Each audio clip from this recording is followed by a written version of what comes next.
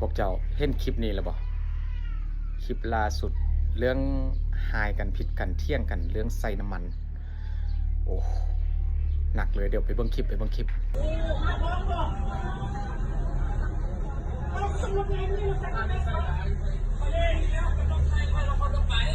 ังมึงจับตัวไปยังมึงมาแต่6 โมงมาได้มาน่ะอันนี้ห่างมากมาแต่จะโมงกันอยู่หัวมาต้องมาจับมึงแล้วใจมึงตัดกันอยู่หัวมือนี่ก็มาหลายเลยเฮ้ยเขาไปเวทจริงๆเขาจะอยู่หุ่นจะหัวพี่อะไรเช่นนี้ค่อยว่ามันบ่ธรรมดาละมันบ่ปกติละขนาดว่าเห็นเหตุการณ์เรื่องแบบค่ายน้ำมันตุกน้ำดื่มหัวเสื้อใหญ่อันตุกลีดครึ่งค่ายตุกละ200,000ตุกละ150,000